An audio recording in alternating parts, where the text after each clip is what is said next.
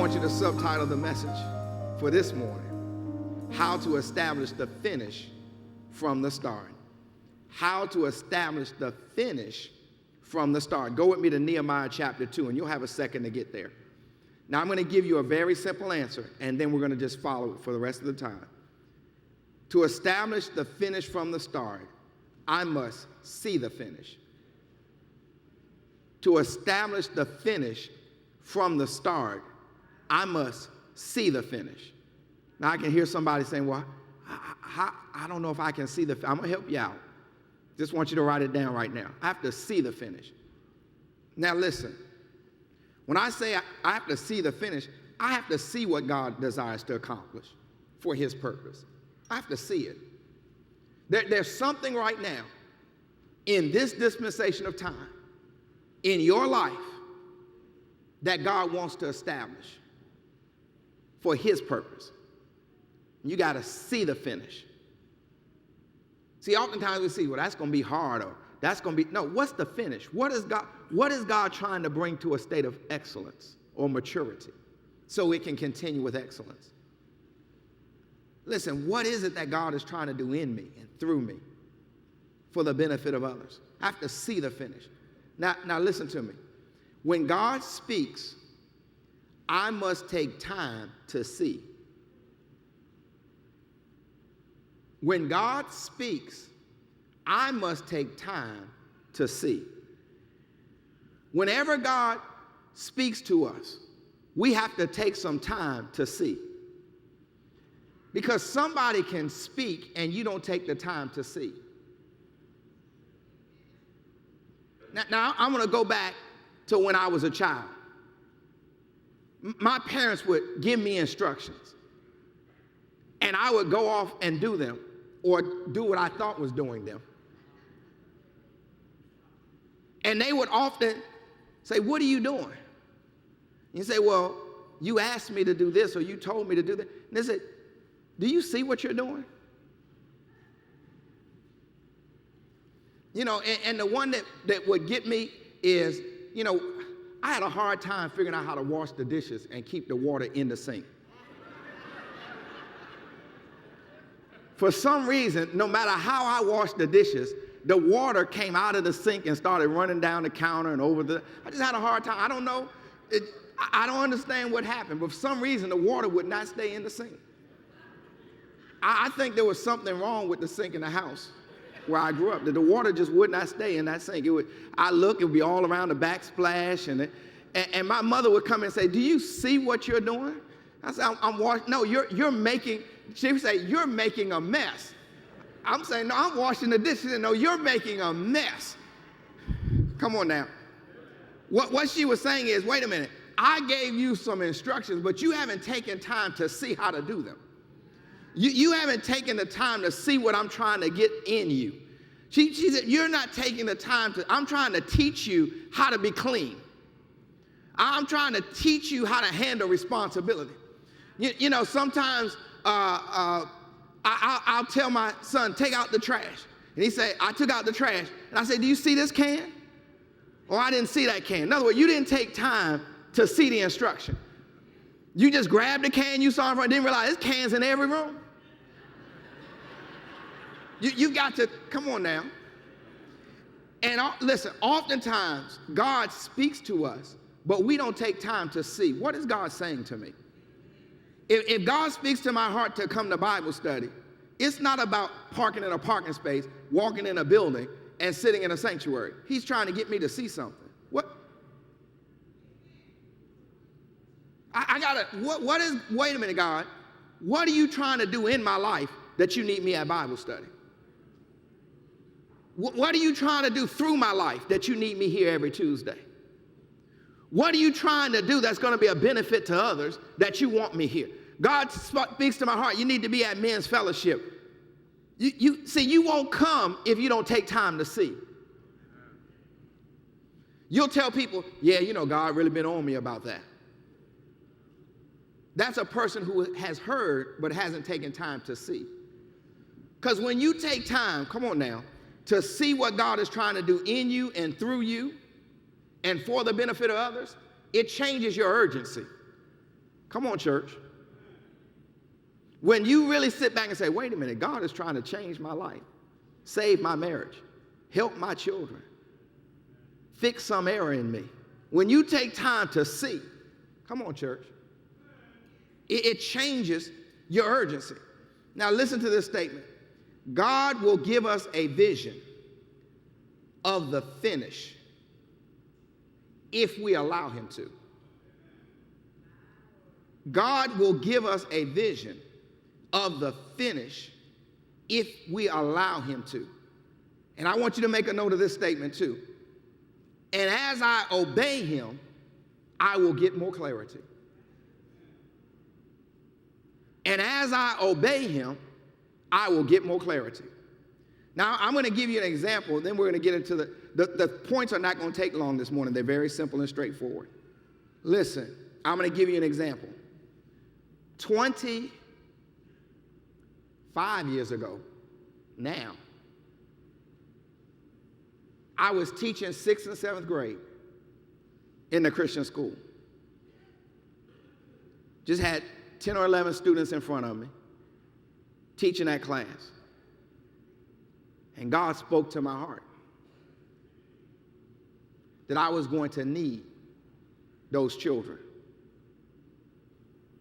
and that they were to be a part of my life for the rest of my life. Now, this was before my wife and I were even married. And I shared with her, I said, God has put these children in my heart. And they are to be in our lives, because then later we got married, for the rest of our lives. And at our wedding, our 6th and 7th grade students, my 6th and 7th grade students, they sat on the front row. Said, you can't start this marriage without you understanding that these children are supposed to be in my life for the rest of my life. Now, I didn't understand what God was saying clearly, but I saw a finish. That I wasn't going to be finished with them at the end of the year. I saw that when they got married, I was going to be there with them. That when they started having children, I was going to be there with them. When they made mistakes, my job was to be there with them. When they went through difficult things, my job was to be there with them. And I started just obeying the instructions of God. Well, that group of 6 or 7 turned into the high school for the Christian school. Because I started becoming the Bible teacher. And I just kept obeying God. It went from there to youth ministry. It went from youth ministry to youth institutes. And by the time I got to the youth institutes, I realized that God wasn't talking about those children in that classroom. God was talking about a group of children. And at that time, and my wife can remember, I said in the youth institutes, said there'll come a time where you all will walk with me and you'll help me and you'll assist me in doing what God said. In my mind at that time, I thought that I was going to take a group of teenagers who loved the Lord, and I was going to take them with me wherever I went to help spread the gospel. But that's not what God was talking about. But I knew that God had given me something for a group of people. And the group just kept expanding. I'm just trying to teach you how to establish the finish from the start. You have to see. Then I became pastor. And God said, where are they? They're missing. I gave you an assignment. Go get your children. The ones I spoke to your heart about before you knew your wife. You need them to help you.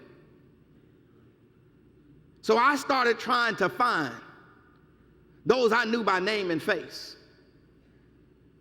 But what God was talking about in that classroom, and all the way up to this day, wasn't about names and faces. It was about a generation. And while I was teaching a Bible study out in the tent on establishing the plan for your life, God gave me some clarity that is not about what you thought it was about. Yes, you're going to walk with a generation all the days of their life, But it wasn't the 10 or 12 that you saw. It wasn't those in the youth department. It wasn't those at a youth institute. Say, but I've given you an assignment to be a voice for a generation that needs a voice. And all your obedience up to this point has been to get you in position to be a voice for those who don't have a voice, to be a voice to them and to be a voice for them. And now that you continue down this path, it's time to speak. But even then, I didn't understand. I just obeyed. But with obedience comes clarity. Then all of a sudden, I started traveling around the world. And I realized that God was not speaking to me about black children in Prince George's County. God was speaking to me about a generation around the world. And that even when I got to Eastern Europe, a young man in his 20s walked up to me who spoke no English at all and said, I know what you teach because it's on YouTube, put there by those children that I minister to in Youth Institute. And when I push play, it auto-translates into Russian. And I understand what you're trying to do. Church, I want you to understand that when God speaks to you, you got to obey. And if you want some more clarity, you just keep obeying. And with your obedience comes clarity. And now there's even more clarity. But you're not ready to hear that yet. But don't worry, time is coming. Because what God was doing 25 years ago was saving this church. And I'm not talking about this particular location. He was saving the church around the world. And I just thought he was telling me to take these 10 or 11, 6th and 7th graders and keep them close to me. But with obedience comes clarity. But if I hadn't loved them, I wouldn't be here. Church, are you getting this? You've got some instructions, and yours are just as big as it relates to God's plan for your life.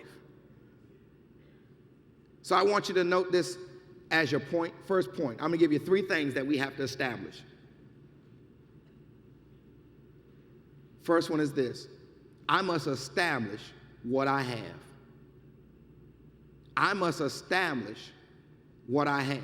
See, what happens, one of the reasons why it's hard to establish the finish from the start is because we focus on what we don't have.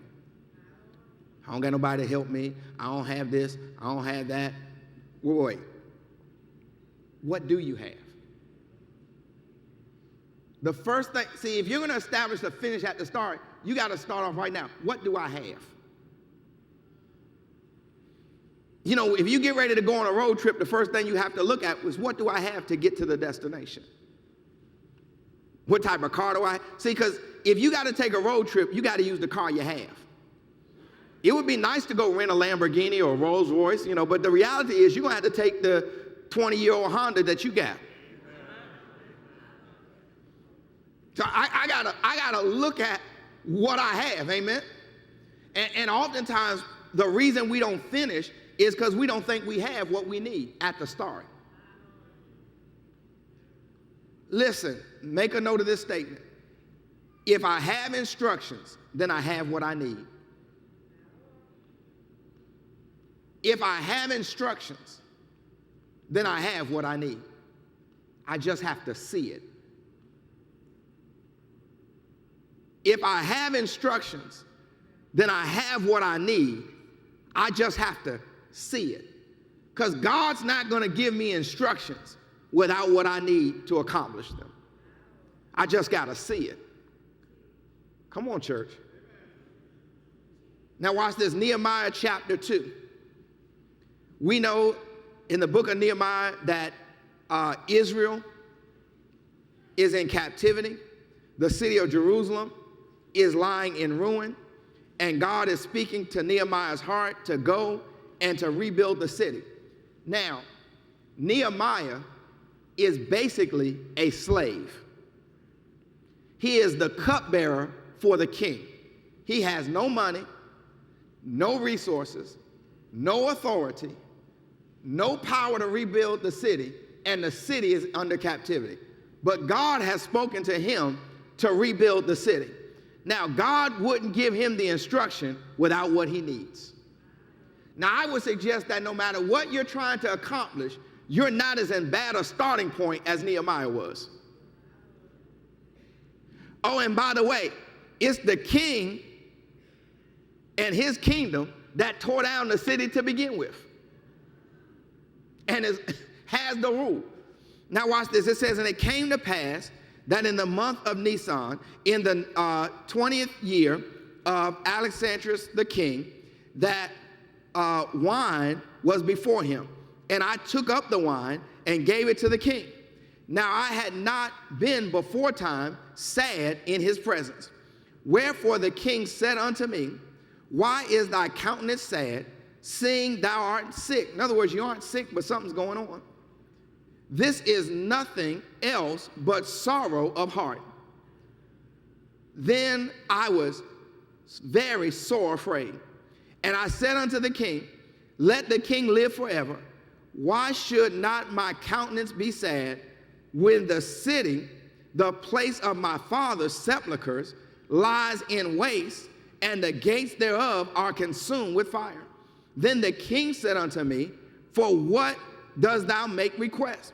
So I prayed to the God of heaven, and I said unto the king, if it please the king, and if thy servant have found favor in thy sight, that thou wouldest send me unto Judah and unto the city of my father's sepulchres, that I might build it. And the king said unto me, the queen also sitting by him, for how long shall thy journey be, and when shalt thou return? So it pleased the king to send me, and I set him a time. Moreover, I said unto the king, if it please the king, let letters be given to the governors beyond the river, that they might convey me over till I come into Judah. And a letter unto Asar, the keeper of the king's forest, that he might give me timber to make beams for the gates of the palace, which appertain to the house, and for the wall of the city, and for the house that I shall enter unto. And the king granted me according to the good hand of my God upon me. Church, he says, watch this. And I came to the governors beyond the river and gave them the king's letters. Now the king had sent captains of the army and horsemen with me.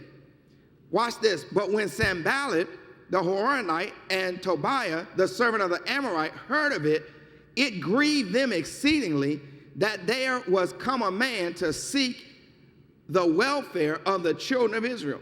So I came to Jerusalem and was there 3 days. Now I'm going to stop. Nehemiah had some things that you have, and I just want to go through them very quickly. If God has spoken to your heart, I want you to make this personal. I have, letter A, the favor of God. I have the favor of God. Now, you have to understand that first, because you don't have the resources. You don't have the skill. You don't have the ability, but you have the favor of God. You don't have the position, but you have the favor of God. When God spoke to my heart 25 years ago, I didn't have the resources, the favor, the position, the qualifications, the appropriate degrees, the studies in clinical behavior, or teenage. I didn't have anything, but I had the favor of God. You have to understand that when God speaks to you, he's giving you favor. Because he could have spoken to someone else. And God didn't speak to you to fail. In other words, God didn't give you an instruction so that you could fail and he could laugh. God gave you an instruction that came from him that he wants done in the earth. So his favor is on you. You got his grace. You have his attention. And because you have his favor, he's already going before you and touching the hearts of others. Now the second thing you have to know that you have is I have favor with man. I have favor with man. Now see, a lot of times we don't understand that because when we're doing wrong, we don't have favor. So we assume that once we get ready to do what God said, we still not going to have favor. But see, you didn't have favor when you were doing wrong because you can't have favor when you're doing wrong. Amen. But once God sincerely touches your heart, man knows that what's in your heart is God's doing. Amen. And you get favor. Come on now. Now listen to me. We have gone about life all wrong. We look for money and resources and not favor. Favor is better than substance. See, because when you have favor, you have unlimited access to resources. But when you don't have favor, all you have is what you can come up with. See, when you have favor, there's no length to which favor won't go. The king said, King, I got to go, but I can't get across the river. Can you write me a letter? I can do that. Now I need to rebuild, but I don't have timber. Take mine. Then the king said, wait a minute. You going, you got letters, you got timber. I've given you, but wait a minute. How you going to haul all of that? Tell you what, take my men. Notice Nehemiah didn't ask for his men. Nehemiah just asked for a letter and some lumber. But the king said a letter and some lumber is still not enough to do. Watch this, not what I want you to do, but what you need to get done. Favor is a powerful thing. I like this letter C. I have help. I have help. I have help. Guess what? I have to see help. See, because a lot of us have help, but we don't see it. This Mother's Day, right? Mamas, you have help, but you have to see it. See, a lot of times mamas don't see help. They just see, I gotta, and if I don't, and I'm the only one who, you got help. But you gotta see it.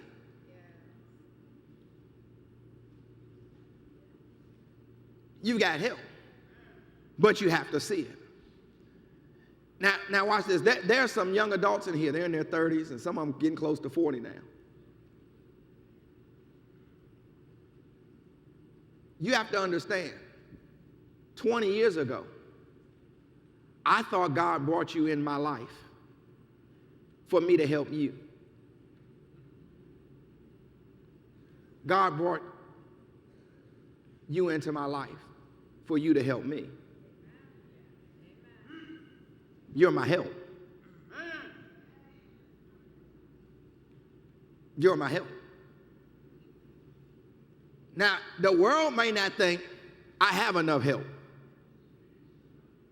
The world may think I may need better help. Some church folk may think that you're not good enough to help. But I know who my help is. See, when Nehemiah got to the city, there were some men there. He said, come on, help me. Now watch this.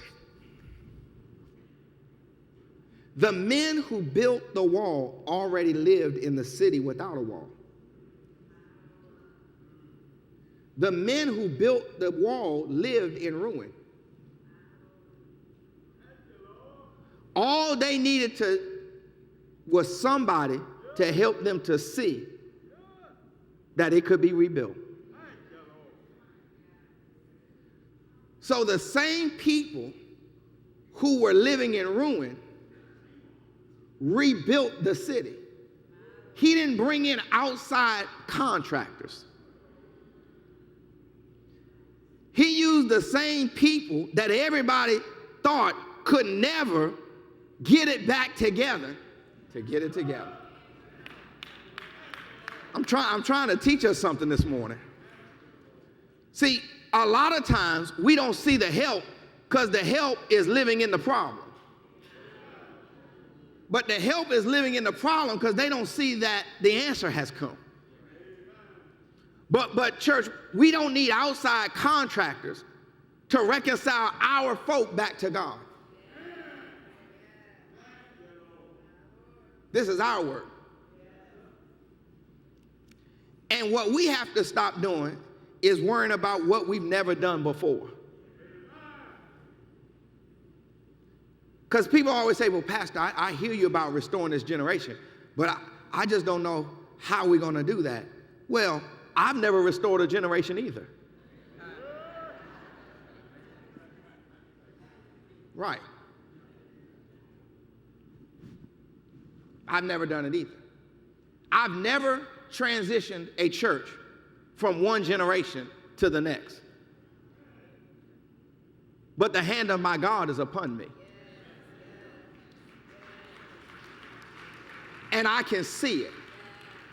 I just need some other people who can see it. And I'm going to finish the work. And I'm not worried about who's not here. I got enough help in this room to finish it.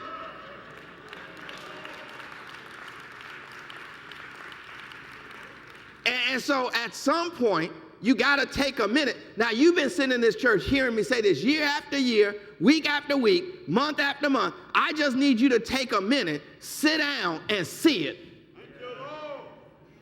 Because there's a part of this wall that belongs to each and every one of us. And I'm not asking you to build the whole wall. And I'm not going to build the whole wall. I'm not asking you to do all the work. And I'm not going to do all the work. But God has given us some instructions. And he's not going to hire a contractor to build your section of the wall. And every week he's bringing the lumber. Every week he's bringing the wood. And all he needs us to do is to sit back and say, there was a wall here once before. Why can't there be a wall here again? There was a family that was whole at one time. Why can't a family be whole again? There were young people in this house that loved the Lord at one time. Why can't there be that way again? And I just need to sit and see it and stop worrying about Nehemiah had never built a city, but he saw the work.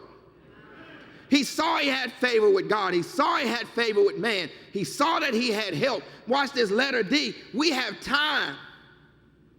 Come on, church. We got time. Not we got time. We got time. No, we have time. We have a span of time. God has cleared our calendar. We got time.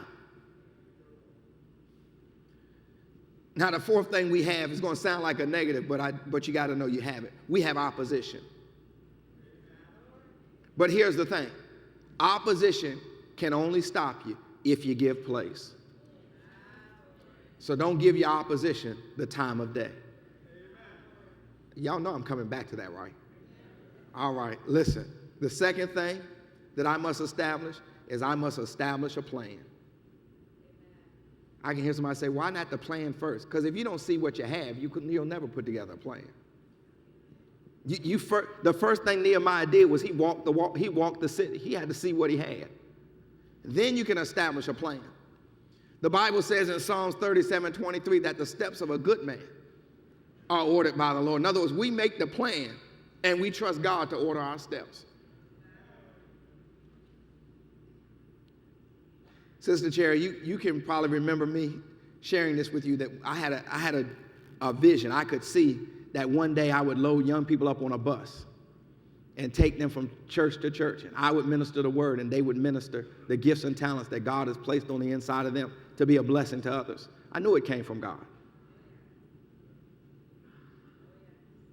What I didn't know is how many steps God was going to have to order before I could have that group. Now I do have a group. And they do get on a bus. And they do go with me. But I thought it was going to be the 20-year-old me. I didn't know it was going to be the 48-year-old me. And I thought it was going to be the 16-year-old them, not the 36-year-old them. But see that, watch this. At the time God spoke it to my heart, there was no from the heart to bring it to pass in. At the time God showed me, there was no worldwide church for them to go to. But I saw it. See, stop worrying about what doesn't exist and just focus on what God said and make a plan. God, you want me to restore my family. Ain't nobody saved in it, but stop worrying about what you don't see. Make your plan. Watch this. We have to establish the plan. Here's your A, B, and C. We must establish the plan based on what we see. We have to establish the plan based on what we see, both God's instructions and in the natural. You know, once God speaks, we can see. You know, I was in a trustee meeting a couple weeks back, and one of the trustees said something. He said, Pastor, once you preach something, we can see it. But until you teach it, we don't see it. But once you say it, it's like that's been that way all the time. We just didn't see it, but now we can see it. In other words, now, what he was saying is, once God showed it to me, he could see it for himself. But that's true with everything with God. You know, you can feel like your life is going along just fine, and then God speaks. And now all of a sudden you see it. You didn't see it before. But once you see it, now you can make a plan based on what you see. Listen, I established the plan, letter B, based on God's original instructions. I established the plan based on God's original instructions. Watch this. God gave instructions to Moses. And when it was time for Joshua to move the children forward, it was based on the original instructions that God gave Moses. God gave some instructions to David to build the temple. David didn't finish it. God gave those instructions. God gave instruction to Solomon to build the temple. He did it based on the original instructions. God has given instructions to Nehemiah to rebuild the wall. He gave instructions to Ezra to rebuild the temple. But they rebuilt the walls and rebuilt the temple based on the original instructions. God has given us some instructions to restore this generation. But we got to do it and make a plan based on the original instructions to be a church that loves God, hates sin, loves to give, preaches the word, builds an infrastructure, reforms the church, being motivated by love to seek and save the lost, destroy the works of the devil, and leave a deposit in the earth for the next generation. We're not changing the original instructions. We are executing a plan to manifest those instructions in this dispensation. And watch this. We have to establish the plan, letter C, based on what we have. In other words, don't ever plan based on what you don't have.